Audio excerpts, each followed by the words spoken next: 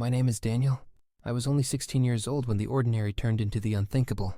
It was a Sunday morning like countless others before it, sunlight spilling across the stained glass windows of our small church, hymns echoing in the air, voices rising in unison. I remember the wooden pews, the smell of polished oak, the warmth of community. For me, church had always been a safe place, the kind of place where nothing bad was supposed to happen. But that morning, safety shattered. I sat beside my mother, her hand gently squeezing mine as the pastor prayed. My little sister hummed softly, swinging her legs, too young to understand the weight of the sermon. People smiled. People bowed their heads. Nothing hinted at the storm about to break through. The doors. The sound came first, a crack, sharp and metallic. At first, some thought it was fireworks outside, but then came another, and another, louder, closer. Screams cut through the sanctuary. The doors burst open. A man with rage burning in his eyes and a weapon clutched in his hands stepped into the house of God. Time fractured. Some ducked beneath the pews. Others froze in terror. My father instinctively shielded my sister. I remember the way my mother's nails dug into my skin as she pulled me close, but there was no safe corner, no escape. The man shouted words I can barely recall. Anger, pain, hatred, all drowned by the thunder of gunfire. And then, it happened. A sudden heat ripped through my chest. I gasped, my body collapsing against the wooden pew, my vision blurred, sound fading into a low hum. Screams echoed around me, but they grew distant, like voices underwater. My hands trembled as I reached for my mother, but her figure was already slipping away. I could taste iron. My breath came shallow. My heartbeat slowed. In that moment, a single thought pierced through the chaos. This is it. I'm dying. I wanted to fight it, but I couldn't. My body grew heavy. Too heavy to lift. Too heavy to breathe. The pain gave way to a strange calm, almost peaceful, as if the very air was pulling me out of myself. My mother's voice called my name, but even that was fading. Darkness wrapped around me, thick and absolute, yet it wasn't empty. It was alive, pressing, watching. For the first time in my young life, I felt utterly powerless. Then, a shift. The darkness cracked open, and light, pure, searing, brilliant, poured through. I was no longer in the church, no longer in pain. I was standing outside my own body, watching the scene unfold. My mother sobbing over me, my father shouting my name, my sister screaming. Paramedics rushing in with urgency, but I couldn't reach them. I couldn't touch them. I couldn't tell them I was still here. The distance grew wider. The church shrank beneath me as I was pulled upward, as though unseen hands were lifting me away from the chaos. And then, silence. A silence so deep it felt eternal. And within it, a presence. It was Sunday, July 14th, 2024, 10:42 a.m. The hymn board still showed number 243, nearer, my God, to thee. I remember staring at those numbers as the pastor's voice filled the sanctuary. They were the last numbers I saw before the chaos. The first crack echoed, sharp and metallic. Some heads lifted, others flinched. When the second shot exploded, there was no doubt. The doors burst open, and a man stormed inside, his eyes wild with grief or fury. I couldn't tell which. All I knew was the gun in his hands and the way it thundered without mercy. Screams tore through the room. The organ fell silent.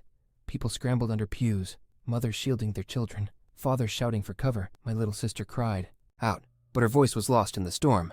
And then, the bullet found me, heat ripped through my chest, my body thrown back against the wooden bench. My breath collapsed. For a second I didn't understand what had happened. Then I saw the red blooming across my shirt and I knew. The sanctuary blurred. My mother's face leaned over me, twisted with terror. My father was pulling my sister down, trying to shield her. I wanted to speak, to tell them I was okay, but my mouth wouldn't obey. A paramedic's voice cut through as if from a distance.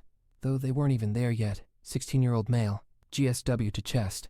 Pulse thready, pupils sluggish, charging, to 200, clear. It was as if I could hear them before they arrived. Time folded. The pews stretched away like paper folding over itself. The sounds dimmed, then vanished, leaving only the sound of my slowing heartbeat. Darkness pressed around me, thick but strangely attentive. It wasn't nothingness. It was watching, waiting. I tried to breathe, but the air slid past me like I wasn't meant to hold it anymore. And then, the lift. One moment I was flat on the pew, blood staining the wood. The next, I was above it all, watching paramedics rush in, their hands working frantically, my mother screaming my name, shaking me, my sister reaching out as my father held her back, but I was no longer in the fight. I was the observer. The sanctuary shrank beneath me, as if the roof dissolved, and I rose higher. I could see the ambulance outside, doors open, gurney ready. I could even see beyond the walls, into the parking lot, where a red car with its headlights still on had been left running. In the panic, no one could have told me that later. But I saw it. I know I did. The pull grew stronger, drawing me out of the scene, away from the smell of blood and gunpowder, away from the cries of people I loved. Silence, a silence deeper than any I had ever known, as if the universe itself held its breath. And then, light, not the soft glow of candles or the morning sun through stained glass. This was light alive, fierce and endless. filling every space without a single shadow. It wrapped me and stripped me bare at the same time. I knew I wasn't alone. Someone was in that light, a presence that carried authority, power, and unbearable love. And as I drew nearer, I felt words forming, not spoken, but pressed into my soul. This wasn't just about me. I didn't know then what the warning would be, but I knew it was coming, and it would change everything. I hovered at the edge of that living light, and in the same instant, I was pulled back toward the scene like a rubber band snapping. The sanctuary rushed up beneath me, the flashing red of the ambulance bleeding across the doorway, the scent of gunpowder thinning into antiseptic and sweat. I watched my own body being lifted, my head lolling, my arms slack as the paramedics slid a backboard under me. 16-year-old male. A voice said, crisp and clipped, penetrating trauma to chest. Weak carotid, no radial, he's slipping. Another voice. O2 on. 2 large bore IVs, hang fluids. Let's move. Now. I felt none of it, and all of it. No pain. Only the echo of pain like thunder receding. They rolled me through the doors. The morning heat hit my mother's face as she stumbled after us. My father held my sister, her small hand reaching toward the stretcher, fingers clawing at air as if she could pull me back by will alone. Outside, the parking lot was a mosaic of panic. People calling loved ones, people praying, people frozen. The red sedan with its headlights still on hummed beside the curb, abandoned mid-ignition. I drifted with the stretcher, just above it, watching the EMTs lock the gurney into place inside the ambulance. When the door slammed, the world shrank. To metal, plastic, and breath. BP is crashing, the first EMT said. Thready at best, starting compressions. Ready? A gloved fist thumped the side rail twice. Now, hands pressed into my chest, hard and rhythmic. My body jerked with each push. I saw the monitor spring to life, flat, then a wavering line, then something that tried to be a heartbeat and failed, charging to 200, clear. My body arched. If I had been inside it, it might have been unbearable. From where I was, the shock was a white flash without pain, a strobe in a room that had already lost time, still pulseless. Epi going in. The ambulance lurched forward, siren wailing like a long mechanical prayer. My vision did something I still don't know how to explain. I saw the driver's mirror, the rolling road, the squeeze bulb of the blood pressure cuff, the sprawl of my own limp hand, all at once, as if the moment had stretched to make room for each detail. A sticker on the ceiling above my stretcher caught my attention, a peeling gold star with a smiley face, the kind a child might earn in Sunday school. It shouldn't have mattered, but it did. It was absurd and holy at the same time. Joy stuck to the roof of a room built for emergency. 1048, someone called. Mark it. The numbers traced themselves in my mind like they belonged there. I tried to speak, to say, I'm here, I'm listening, I'm not gone, but the attempt dissolved into the hum of the ambulance, swallowed by the siren and the thud-thud-thud of compressions. We hit a turn. The EMT braced his knee against the cot and kept counting. 29, 30, breath. A mask sealed over my face. The bag ballooned and fell. Come on, kid, stay with me. I knew he didn't mean stay in the ambulance. He meant stay in the body, but I was already slipping, like a hand losing its grip on a wet railing. The line between me and me had thinned to a thread. The doors flew open at the ER bay. We erupted into light, white, clean, relentless. A chorus of voices took over where the siren left off. GSW chest, teenage male, unresponsive. Get trauma 3, notify surgery. Temps dropping. He's pale and diaphoretic. Gloves, gowns. Let's go. We flew through swinging doors. The room swallowed us. Bright lamps, metal trays, the smell of chlorhexidine and adrenaline. Someone cut my shirt away. I watched fabric curl and fall like shedding skin. They spoke in fragmented liturgy. Of 4 wide open. 2 units. O Negretti. Chest seal here. Ultrasound. Fast exam, let's see if he's filling. Pressure, still tanking. The monitor's tones became a language. Flatline, hiccup, flatline. I could read none of it and all of it. The ultrasound screen flashed grays and blacks. Someone said, free fluid. He's bleeding into the chest. Another voice answered, prep for thoracostomy. Calm, practiced, terrifying. And then a woman's voice cut through everything. Soft, steady, authoritative. Daniel. Not shouted, just certain. Like she knew I could hear her better than anyone else. We've got you. You're not alone. She said my name as if it had weight, as if it could tether me. I memorized her face without deciding to. The small scar near her eyebrow, the faint pattern on her blue lead apron, the way her hair was pulled into a careful knot. Later I would find out her name. Later I would tell her about the gold star sticker she didn't know was there. 1052, someone said. We're losing him. The word losing didn't feel like defeat. It felt like a door unlocking. Charged to 300. Clear. Flash. Nothing. Flash. The world folded and unfolded.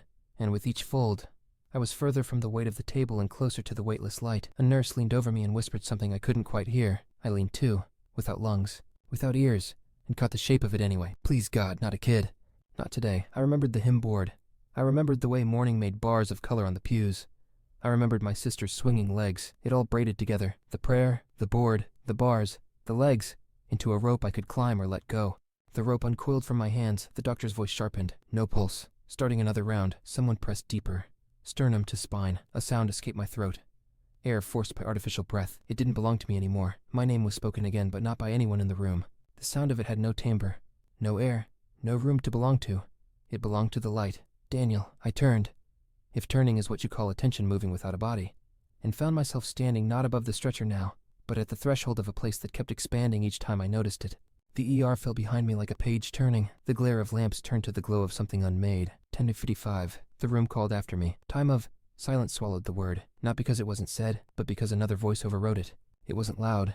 It wasn't soft. It was true. It carried me, and unmade me in the same breath. I know you, the voice said. I have always known you. The light moved without moving, and in it, I saw the outline of a hand reaching toward me, not forcing, inviting. The fear I expected didn't arrive. Instead, I felt recognition. The way you recognize home. After a long road you didn't realize had tired you. Behind me, a tableau remained. Gloves snapping, metal ringing, a bag breathing, for a boy who wasn't in the boy. The ultrasound's frozen frame showed black where blood wasn't supposed to be. The gold star on the ambulance ceiling glittered in my memory as if the light could shine backward in time. I'm not afraid, I said. Without lips, without tongue. It felt like speaking and listening were the same action here. You don't have to be, the presence answered. But you do have to hear. A current ran through the light, not electricity, not wind. Meaning, it gathered around a center I could not yet see. I thought of the bullet and how it had opened me. I thought of the sanctuary and how it had failed to contain safety. I thought of the word losing and how it had felt like being found. The presence stepped closer without distance changing at all. I understood that I stood at the lip of a horizon, and that one more step would be both a crossing and a return, depending on what I heard next. Daniel, the voice said again, and the light burned brighter. Before you come any further, there is something you must carry back. I didn't want to go back. I didn't want to see my mother's torn face, or my father's shaking hands, or my sister's empty palm reaching for air. I didn't want to go back to bullets or sirens, or the place where pews become battlefields. But I knew the grammar of that sentence, must carry back, and I knew I was already bound to it. What is it? I asked. The light paused. Not because it needed time, but because I did. Somewhere far behind, someone said 10:58, and somewhere far ahead, eternity didn't count like that. It is a warning, the presence said, and it concerns the living. My soul steadied itself the way a runner leans forward just before the gun. I realized the bullet wasn't the loudest sound I would remember from that day. The loudest sound was a sentence I had not yet heard. What warning? I said. The light trembled, not with anger, but with mercy heavy enough to bend the air. I felt it gathering into words, each one shaped to fit a wound I had not admitted was there. And then, the first word formed, the room dissolved behind me. The voices, the alarms, the smell of blood and antiseptic, each one fell away as if peeled like layers of paper. I was no longer hovering above my body. I was beyond it. The thin thread that had kept me tethered to earth had finally snapped. What replaced it was not emptiness. It was expanse. I stood in a place without walls, without ceiling, without ground, yet I was not falling. The light that had broken through the darkness now surrounded me fully, alive, breathing, pulsing as though it carried its own heartbeat. I searched for shadows. There were none. Even my own outline seemed to glow, though I no longer had skin. No longer had weight. I was awareness clothed in brightness. There was no time. Or rather, there was time. But it stretched and folded in ways I cannot explain. A moment lasted forever. Forever was over in a moment. The 10:58 I had heard in the trauma room no longer mattered. Here, eternity was not endless hours. It was all things at once. At first, I thought the silence would terrify me, but it wasn't empty silence. It was charged, like the pause before a choir sings, like the held breath before an answer is spoken. The silence was alive, and in that silence, I felt him. The presence drew near, not with footsteps but with recognition. It was as though every fiber of who I was leaned toward him without effort, like a flower turning toward the sun. I expected judgment. I expected fear. Instead, I felt the kind of love that was heavy and soft at once, like being covered by a blanket that weighed nothing and everything. I tried to form words, but here, words were thoughts clothed in light, and he heard them before I could finish. Who are you? I thought. But even as I asked, I knew the answer. The brightness gathered, shaped itself, not because it had to, but because I needed it. The outline of a figure stood before me, robed in radiance, every detail glowing yet distinct. The face was both familiar and beyond description, human yet more than human. His eyes were not fire, not water, not sky, but all three and more. They saw me, through me, into me, and they did not look away. It was Jesus. I didn't need to be told. Recognition was immediate, deeper than knowledge. It was the way a child knows its mother's voice without being taught. The way a heart knows it, was meant to beat. I wanted to fall at his feet, but I had no body to fall with. Still, he knew, and he smiled, not with lips, but with light that curved gently toward me. When he spoke, it wasn't sound. It was resonance. Every part of me vibrated with his words. "Daniel," he said, and the light around my name made it more than a name. "I know you." The weight of that sentence undid me. All the striving, the doubts, the fears of never being enough, all collapsed. He had known me at my worst. He had known me at my most hidden.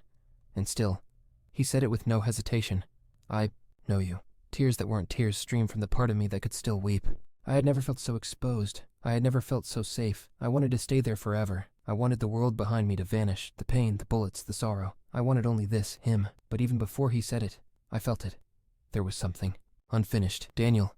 His voice pressed gently into me. "You cannot remain." I shook, not with anger, but with desperation. "Please," I thought, "don't send me back. Not to that broken place. Not to the blood and the fear." He raised a hand, and the motion stilled my plea. The light of his palm carried peace, but also purpose. "There is something you must carry." The words landed like a stone dropped in water, rippling through everything. I was. Carry? Carry what? I had nothing. No body, no hands. "A warning," he said. The word rang in me like a bell. A warning. I didn't want to hear it. I wanted comfort, not commission. But his eyes did not flinch, and his love did not lessen. "This warning is for those who think they are safe," he said. "For those who sit in pews and sing hymns, and yet do not see the danger within their own hearts." I trembled, because I knew he was speaking not only of others, but of me. He stepped closer, or perhaps I simply became more aware of his nearness. The space between us collapsed into intimacy. His light touched me, and with it came memory. Every careless word I had spoken, every moment I had hidden anger behind a smile, every thought I had justified, they rose like smoke, undeniable. I thought he would condemn me. Instead, he let me see them, so that I would understand. "You will tell them," he said.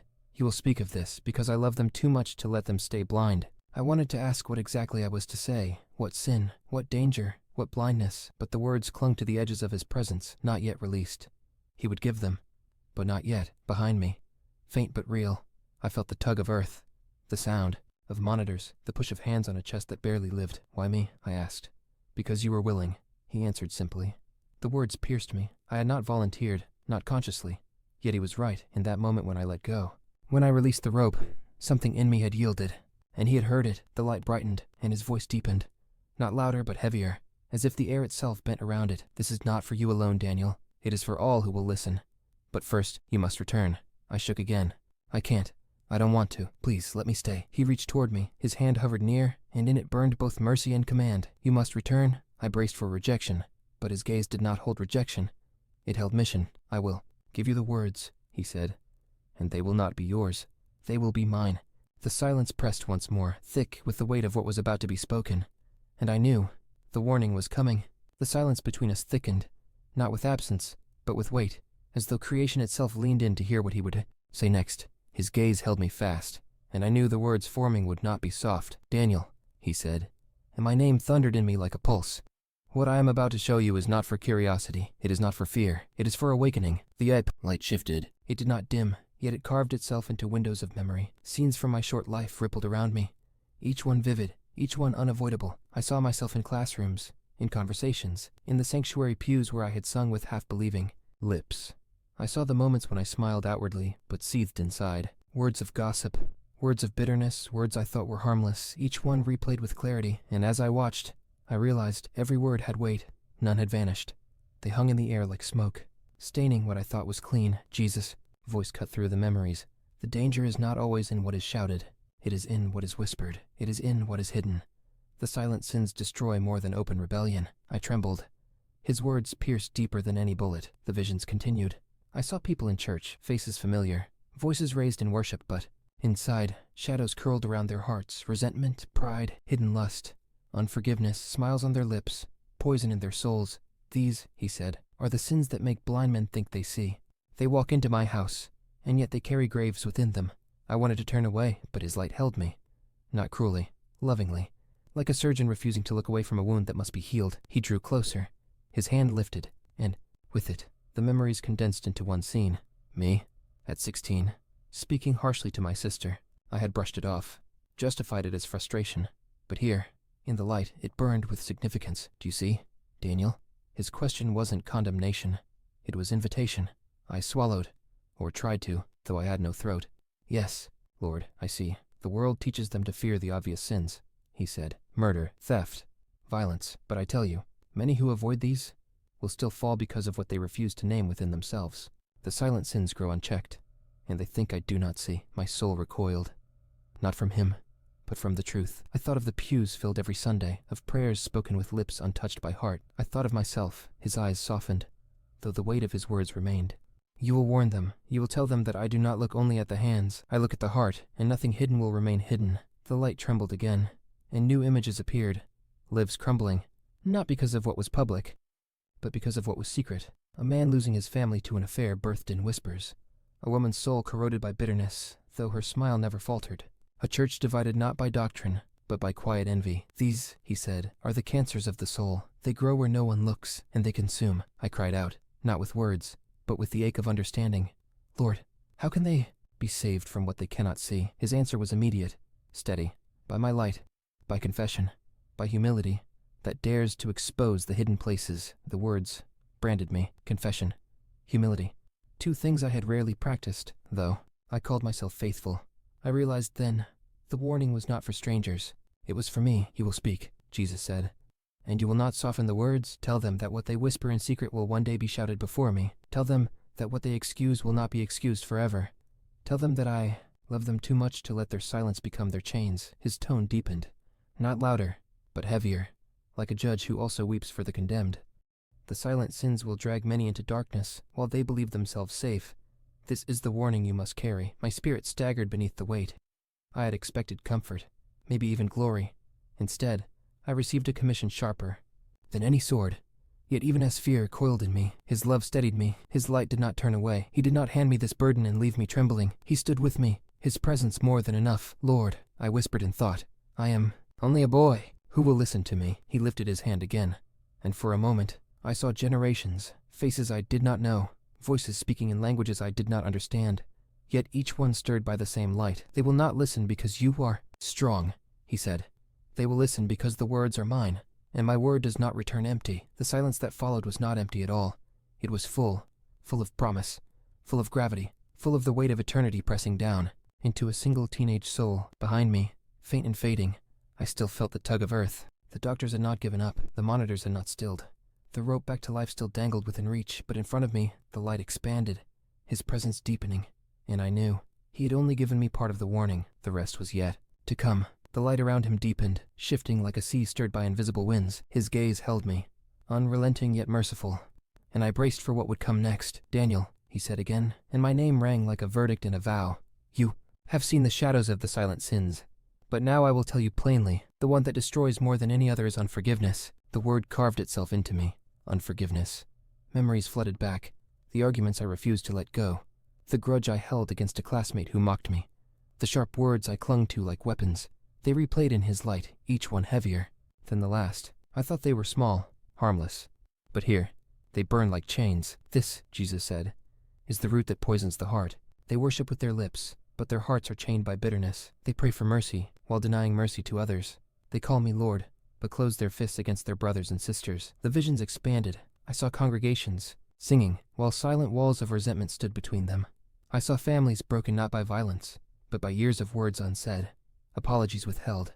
I saw souls who believed they were ready for heaven, but carried anchors of hatred that pulled them toward darkness. They believe they are free, he said, but the prison of unforgiveness is built inside them. And unless they release others, they will not be released themselves. The weight of his words pressed me to my knees, though I had no knees to bend. My very being bowed. Lord, I whispered in thought, I have done this. I have held anger.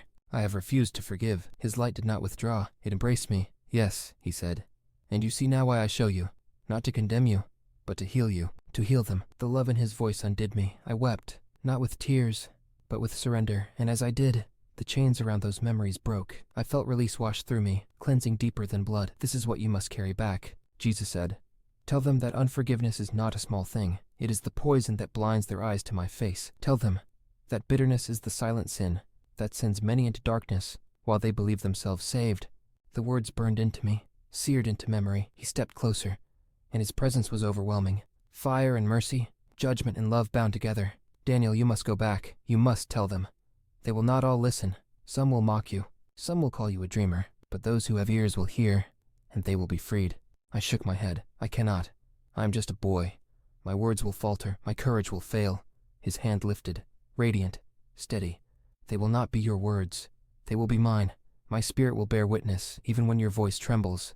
Behind me, faint and insistent, I heard the world pulling, monitors beeping, voices shouting, hands working over my broken body. I did not want to return. The peace here was perfect. The love here was complete. I don't want to go back, I confessed. Please let me stay. His eyes pierced mine, and I felt his sorrow mingle with his strength. I know, Daniel, but your story is not finished. If you stay, the warning will die with you. If you return, the warning will awaken many. He opened his hand toward me. In it blazed light so fierce it seemed to contain the weight of eternity. Choose, he said. Stay in the comfort of this light, or carry it back into the shadows. For their sake, my soul trembled. I longed for the comfort, but I saw my mother's face, my father's tears, my sister's hand reaching in vain. And I knew, if I stayed, they would never know why. I will go, I whispered. The words cost me everything and gave me everything. Jesus smiled. Not the smile of triumph, but of deep love. Then you will not go alone. His hand touched me, and fire coursed through my being. Not pain, but power. It seared the warning into me, engraved it deeper than bone, deeper than soul. Forgive, he said. Tell them to forgive, as I have forgiven. Tell them the chains they carry are not stronger than my cross. Tell them that to release others is to find freedom themselves. The words echoed, echoing still, as the light around me shifted again. The horizon I had crossed began to fold back, the brilliance thinning, the silence giving way to the noise of earth. Go, Daniel, he said. And remember, I am with you. Even when you doubt, even when you fear, my presence will not leave you. I reached for him, desperate, unwilling to lose the warmth of his gaze, but the pull grew stronger, dragging me backward through the veil. Lord, I cried, I will speak it. I will not be silent. And his final words before the darkness returned were these: Then speak. As though your breath belongs to eternity, not to earth. The light fractured. The hospital rushed back, and I felt the weight of flesh closing around me again. The light fractured like glass, and the brilliance that had held me began to fold away. The warmth, the presence, the gaze of Jesus, they did not vanish, but they thinned, retreating behind a veil I could not hold open. Then came the sound. The flatline tone I had left behind erupted into stuttering beeps. Voices shouted over one another. Commands sharp and urgent, hands pressed hard against my chest, the rhythm relentless. Clear, charge again. A jolt ripped through me, fire tearing across my chest. Unlike before, I felt it. Pain returned, heavy and raw. My lungs dragged in air as though they had forgotten how. The weight of flesh wrapped around me, crushing, confining. After the freedom of light. Pulse! A voice shouted. We've got a pulse! The room spun. Light stabbed my eyes. My throat convulsed as a tube was pulled free, leaving me choking, gagging, alive. My mother's cry pierced everything. Not terror this time, but relief so deep it shook me. Daniel. She fell across me, her tears spilling onto my skin. My father's face bent close, pale, wet-eyed, trembling. My sister's hand clutched mine with desperate strength. I wanted to tell them everything, to spill the warning blazing inside me. But my body betrayed me. My lips barely moved. My voice was dust. The doctors and nurses continued, their tones controlled but laced with disbelief. He coded for over 8 minutes, one whispered. We were ready to call it. Another shook her head, staring at the monitor as though it had lied. But I knew the truth. I had not been gone into nothingness. I had been called, warned, commissioned. Hours blurred into days. Machines hummed. IVs dripped. My body healed inch by inch, but my soul burned with urgency. Every time I closed my eyes, I saw the light. Every time I heard silence, I heard his voice. Unforgiveness, the silent sin, the poison hidden in plain sight. I tested the words aloud once, my voice weak and raspy. Forgive. My mother turned.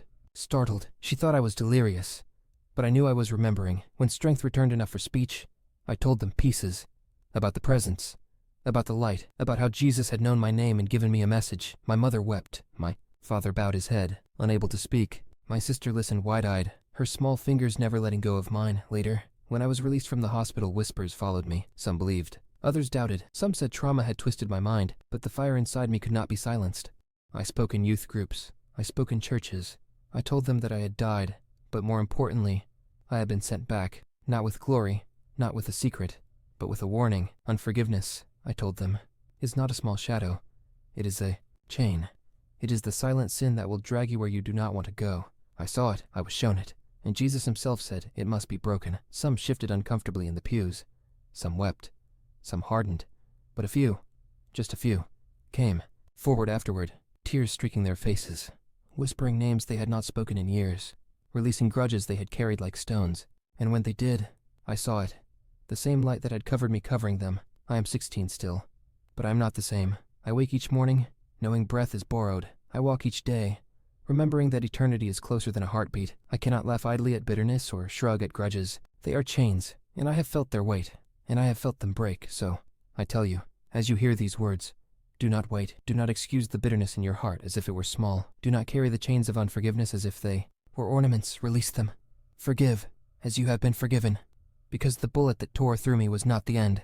The end would have been the silence of chains I refused to see, but Jesus broke them, and he sent me back to tell you that he longs to break yours too. The light is real, his presence is real, and his warning is mercy, not cruelty. I am Daniel. I died in a church pew. I stood before Jesus. I returned, because he said one thing must be spoken. Forgive.